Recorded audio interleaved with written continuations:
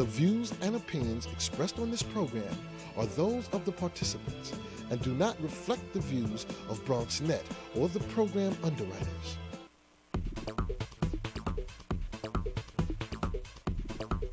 BronxNet. Your voice, your views, your vision.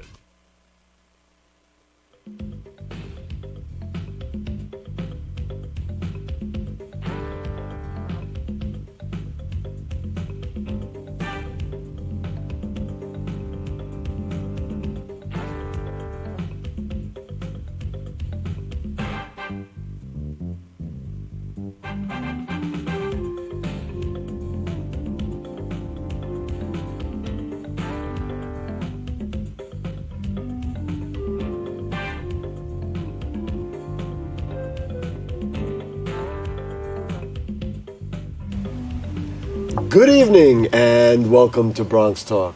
The Common Core curriculum standards were created to ensure that all students graduate from high school with the skills and knowledge necessary to succeed in college, career, and in life. Those are goals we all share, of course.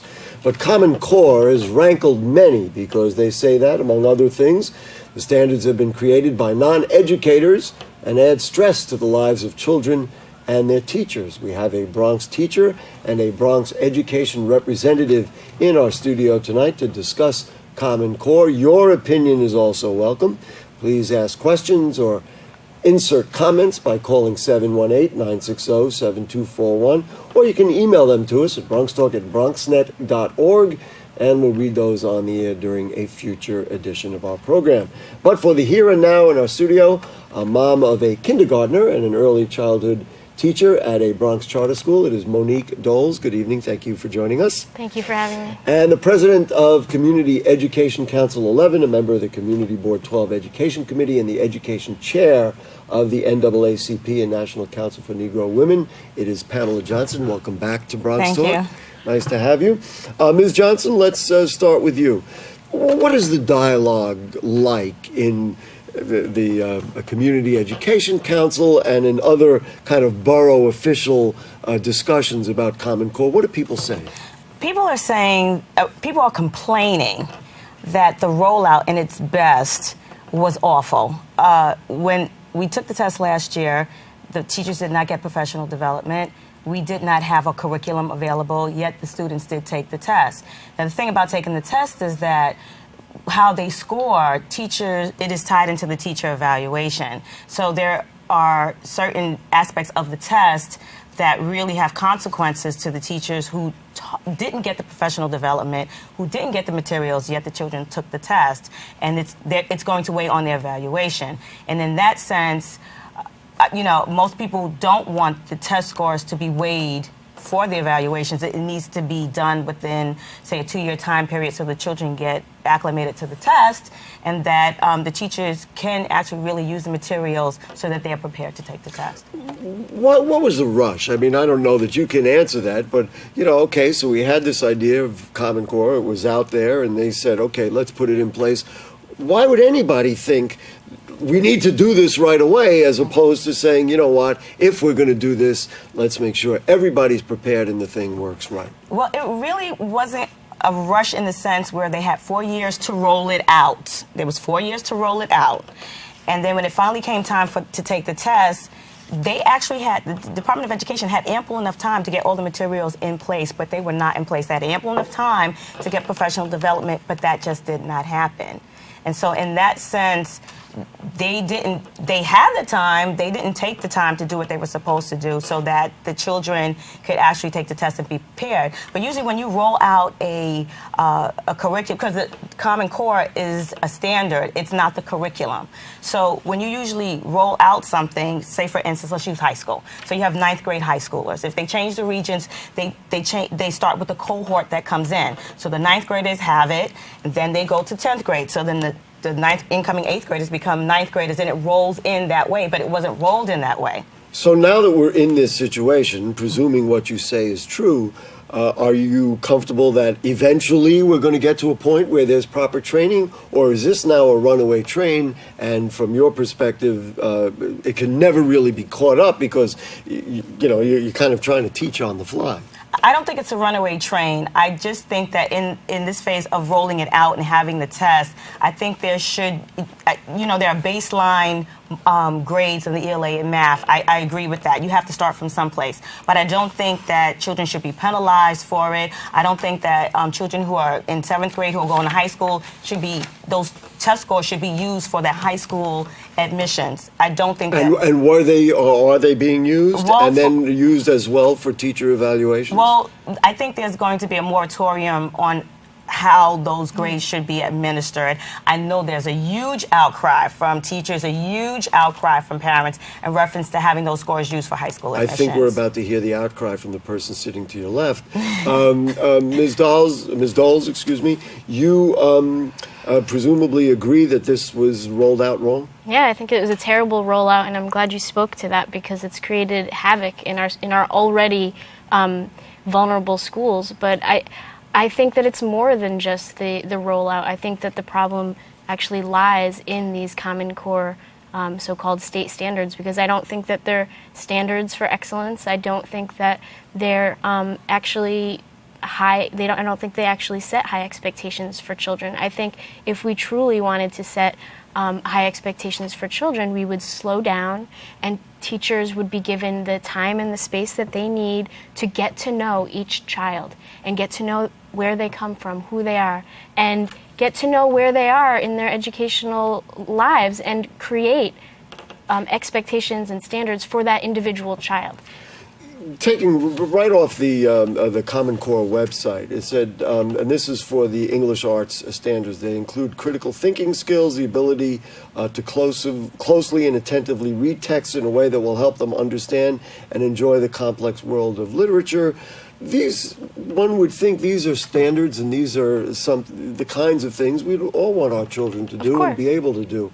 What's the difference between what you say that, it's missing the mark, and what I'm reading here? The devil's in the details, because the issue is that I'm an early childhood teacher. I'm looking at the standards that were put in place for kindergarten through 2nd grade. The reality is there were no early childhood experts or educators. There were no classroom teachers involved in the process.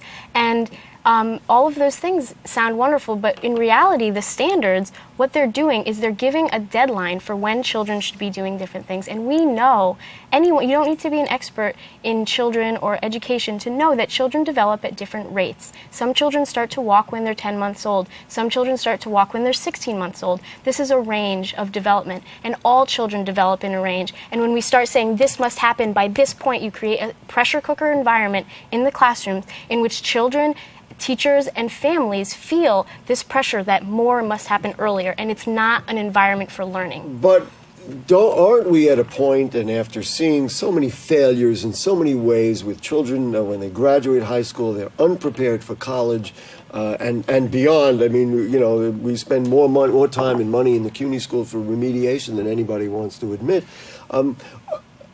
Don't we want to draw the line somewhere and say, by this point, you need to be able to do X, Y, or Z before you advance either to the next grade or to the next school, or at least so we know that all our children are at a certain point? Sure, and that should be a spectrum. That should be a spectrum that acknowledges that children develop at different rates. And if you walk at 10 months old, you're not gifted and talented. If you walk when you're 16 months old, you're not learning disabled. That children develop within a spectrum, and educators need to have the professional development, the education. They shouldn't have to go into debt in order to do it, and they should be able to have the time to get to know their children and create high expectations for that child. That's the way we're going to make sure that children are getting what they actually need in the classroom. I sure wish they would give us some legislative control. We could solve the whole thing right here. Ms. Johnson, so, what you hear here is that there's a real frustration with even the concept of standards. Yet, from our previous discussions, you like the idea of standards, and I think you like what I was asking, playing devil's advocate, to say, we need to know that they know a certain thing. So give me that side. I do agree. I do believe we need to have standards.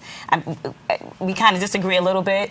I do like having the Common Core. I do like the idea of having it.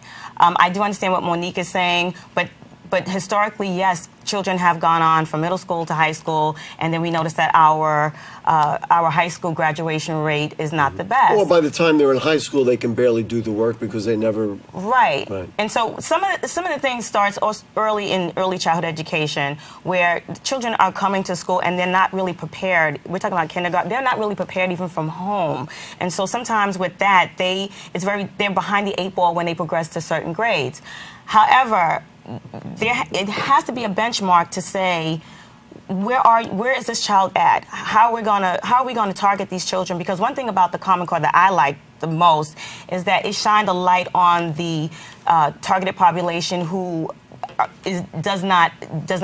Well, I want to say it in a politically correct way, but they're not where they should be in their stage of learning. So the Common Core in our data in our district showed that a lot of African American and Latino children are not up to par with the assessments that were taken. And so I think for teachers in our district, they can actually target those children who really need the remediation to help them be on par. Is the problem coming from the school, from the development in the school, or are the problems maybe coming from other factors? We certainly know the influence of poverty and other social factors that might get in the way. Certainly overcrowded classrooms is an issue as well. Right. I mean, so is it the curriculum, or maybe we need to custom make the curriculum for other factors? I think that I don't want to do a blame game, but I do believe that in areas we can all do better. I think parents at home, they really don't understand what the Common Core is.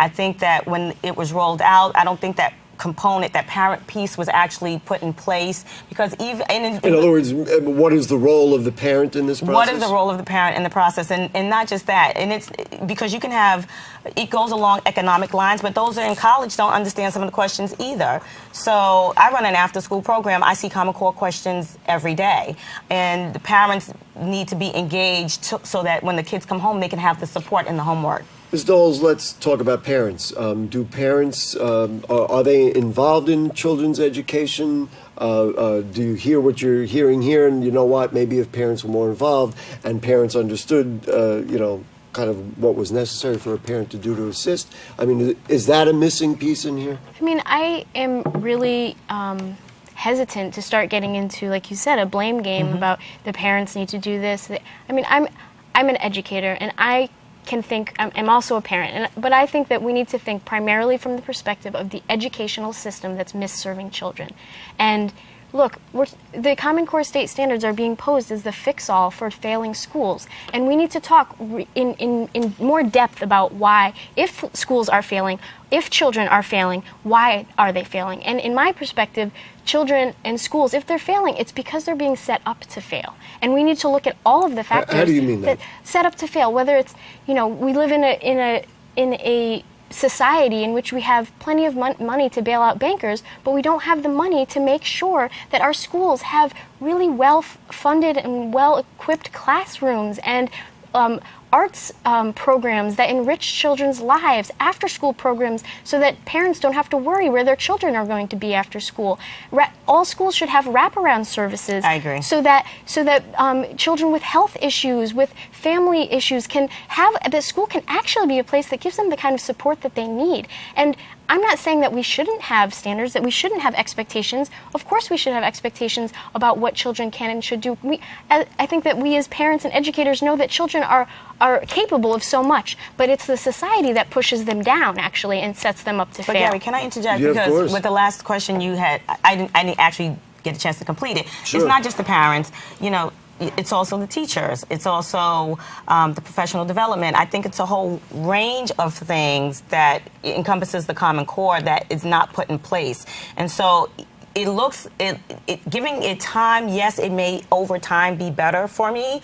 But what I like about it is that it's rigorous, and I like the fact that it causes you to think. I think there's a little bit more leeway with the math test because you have to show your work, and you can give credit where if they understood it, they got the math right, or maybe they didn't add or subtract right. But with the ELA, there really isn't any leeway. It's either it's right or it's wrong. And what the teachers have been saying was that it's very ambiguous. That some of the questions on the test were extremely ambiguous, and so it was very difficult for the students to even try to answer the question because because there was too much ambiguity in there. You know, I want to go back to you. You had written a letter to the State Education Commissioner, and one of the things you wrote in that letter was about testing in kindergarten. Yeah.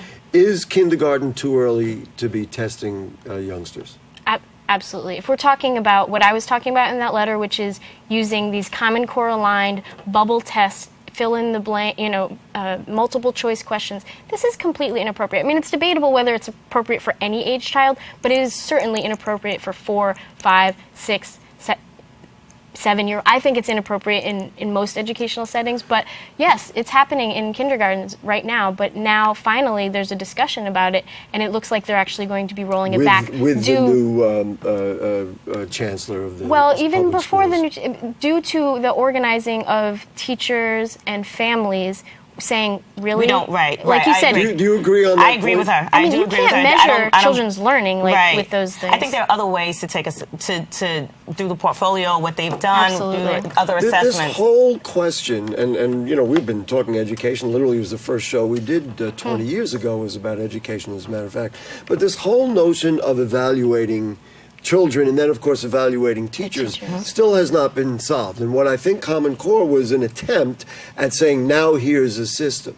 So let me ask you, Ms. Doles, if we don't use the testing, and if we were to back off that, in a society that at least wants to know what the outcomes are, how do we measure student achievement, teacher performance, and then ultimately the performance of our school systems? Wow, you really want to solve a big problem here, I don't you? told you we're going to try and solve it here on Bronx Talk. Well, I think that education needs to be more individualized. I think there need to be more adults in schools.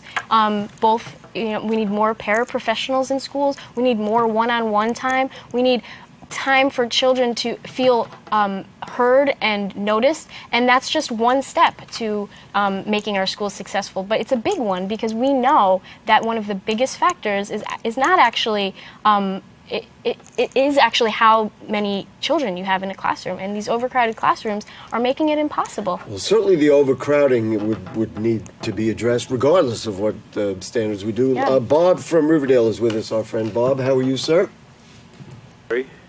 So far, I don't hear him. He must be I was there. hoping not to get aggravated tonight, but this is nothing new. Common Core was introduced 8 years ago, and when Carmen Farina was deputy chancellor with Mike Bloomberg. The city received a waiver all these years because the schools were doing so poorly. Bloomberg tried but could do nothing but put it off to the next mayor. The city schools should be at a much higher performing level, and I'm sure both of you know about average yearly progression. All I can say is even the education chair years ago found out how to beat the system with charter schools. With the city interfering in the UFT. That's another whole dialogue we could talk about. Gary, but Gary, yeah, what needs to happen is the school system needs to look maybe like when you and I went to the school. We went the same time. Our schools were both successful, very successful, and see what the schools did right back then and what they need to do now. But as time has developed, and there's no way to turn the clock back to the 1800s when you and I went to school, I know that. But, we are where we are now. What about the answer to the question, Bob, that I asked before, and that is, how do you evaluate the students and teachers? After all, in the long run, that's what Common Core is about. The only true way is by testing and using those tests to evaluate the teachers. You have to mix in other things like the portfolios and reviews, but testing is the only real way to do it. Thank you very much, Bob. Can I just say something to that? Absolutely. I'm going to turn to you. Thank you. I went to the UFT conference this past Saturday, and Carmen Farina, because there's so much pushback with the testing, did say that she would not solely use the testing as a criteria for going to the next grade. And matter of fact, I had never heard that before, because that was the baseline used for the advancement of students to the next grade. And so her saying that, I think it has dawned a new day in the DOE, and I absolutely adore her, that that they're looking at it in a different way where they never did that before. Back to the first question I asked you, and that was the tenor and the climate of the discussion that you're having in the community education councils, etc. Are teachers saying we feel too pressurized? I can't get this done. Regardless of how they've been trained, but the whole cauldron of my classroom is not working because we're all pressured around these tests. I mean, that's what I hear from teachers. I'm going to ask a teacher in a second. Right. Do you hear that? The frustration that I hear is about that. However, it's the connection to the test and the evaluation that I hear more frequently from any of the teachers. Not so much that it was. So then, let's cut that link. So you can have the test, you can evaluate the students, but don't make a bonus for me or some other evaluation for teacher. In fact, there's a story in today's Daily News I happened to see about a principal in Brooklyn who apparently or allegedly fixed tests and fixed test scores so that she could get the bonus, and apparently it was. Now, of course, they're going to go back and forth and debate whether it really happened, but the notion that this is out there is certainly not healthy for education. You want to respond to what your colleagues are saying? Do they feel pressurized? Do they feel like, my goodness, I got to get this done, and it's taken me out of being able to be a good educator? Well, look, I can't speak for all educators. I can speak to what I see and what I experience. And for many people, what's happening right now is the Common Core state standards, rather than actually raise the bar in the way that many of its proponents like to say it should. What it's doing is it's actually dumbing down education, because it's taking the knowledge that teachers have about what children in the age group that they teach should be doing, the knowledge that they have about their particular the feel that kids. They have, maybe. No, not the feel. The professional knowledge of Okay. the learning stages through which children need to pass through, and they're deepening their understandings of a content area. These are professional understandings that teachers are not actually allowed to use when they're being told, no, you shouldn't be working on that next step for that child. You should be working on this, even if it's not the next step for that child. And we know as educators is that when you do that, what happens is actually the gap actually deepens, or I don't know if a gap deepens, widens. The gap actually widens because children aren't being taught to what they need next. After I posted on Facebook that we were going to be doing this show, a teacher, was a teacher or a parent, somebody passed along these, and I'm going to give it to you, we'll put it up on the screen. This was a question that she said she lifted out of Easter homework. Let's put it up on the screen so that people can see it. It said, a pen company has determined that 3% of their pens do not work when first opened. Design a simulation that could be used to determine the probability of a customer buying 4 pens with 3 that do not work. Be sure to show any calculations that were used to create the simulation and show your work. Right. What grade is this? Who wants to guess? We can take it off the screen there. You want to guess what grade it was? I got to be honest. I'm not a math guy. Wow. I'm a math teacher, but early childhood. Yeah, This is not early childhood. This is not early childhood. Or maybe it is under the Common Core. This was a 7th grade question, and the parent was like, we didn't know how to even, you talk about parents helping, she said we didn't even know how to address it. First thing I look is 3 out of 4 means 75% do not work. I wouldn't even know how to begin to look at it. Is this inappropriate? Is this the kind of thing, if it appears on a test, that would make a child say, you know what, I can never do it? I'm just throwing it out there. What do you think? Any thoughts about what you see here? Any solutions to the problem? No, I feel that a 7th grader, given the opportunity and the materials and exposure to questions like this, would be a different situation. Although the parent or whoever was indicated that this was somewhat out of context. It's an Easter vacation homework Easter packet. vacation homework. Ms. Doles, your thoughts on this? I just thought it was interesting. That's all. It's hard to look at one piece of homework and say, but to me, homework should be something that children can do independently. And if they are a child that can do this independently, more power to them, because I would need to think about it a little bit more. But it should be something that children can do independently and should not require parental involvement. Frankly, for the elementary school, I don't think there should be homework, because usually it just ends up creating argument and frustration in the home. But it's hard to look at these things in isolation and say this is a Common Core homework. But if this goes home and this is creating arguments at home and Well, why aren't what you doing she your said homework and was it can't you was- do this and what does this mean? That's a problem. It was difficult. That's a big They problem. had to consult experts and try and figure it out. Yeah. We're almost out of But time. I will say this. Yeah. We're talking about moving our students to a global nation economy. We want them to be able to compete with other students in other areas. And if this is the type of question that moves the children to that area, then we need to acclimate our children and expose So them they to can more get to the questions. point. Yes. We only have a little bit of time. For you, is Common Core, is it able to be molded, and how would take about 20 seconds, how would you mold it at this point so that it was in a form that you think could be worthwhile? I think that the first 2 years, I don't think they should count the grades. I think they should count it as a benchmark. I don't think teachers should be penalized because of it. I think it is a work in progress, and that it needs more time to really be fully rolled out into a complete curriculum package. Ms. Doles, your thoughts? I'm think- guessing you're a little more dramatic about it. I think we have an emergency, actually. I think we have an emergency in our schools. And if we're going to get serious about creating the schools that children need, then we need to have a conversation that includes families, that includes educators, that includes the children themselves, and we can start by talking about is this a starting point for education? But that's exactly the problem with the Common Core, is that those voices were not ever asked to participate in the conversation. Real quick, because we got to run, but do you think there's a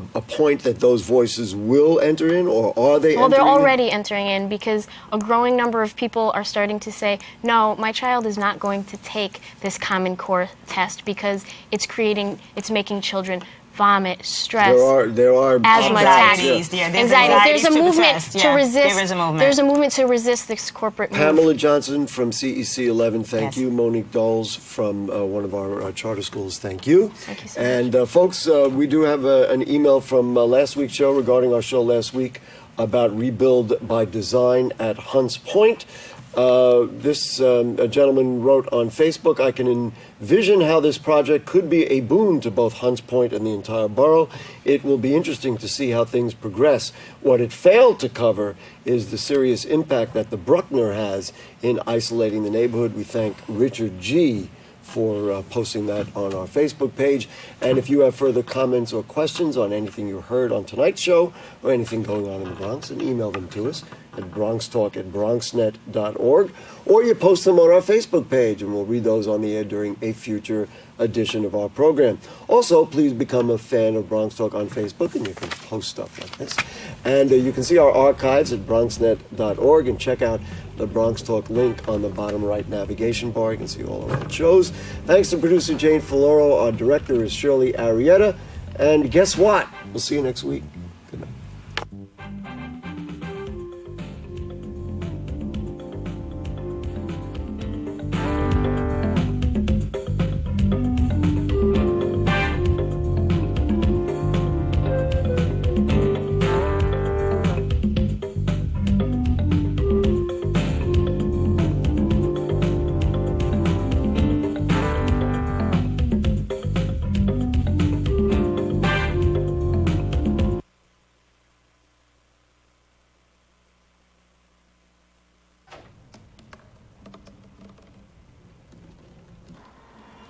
Everybody has a dream.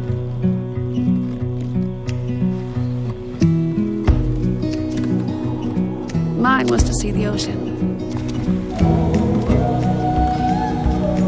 And with a little help, I made it.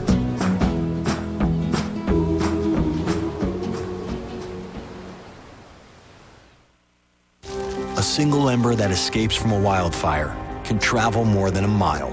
You can't control where the ember will land, only what happens when it does. Get Fire Adapted now at fireadapted.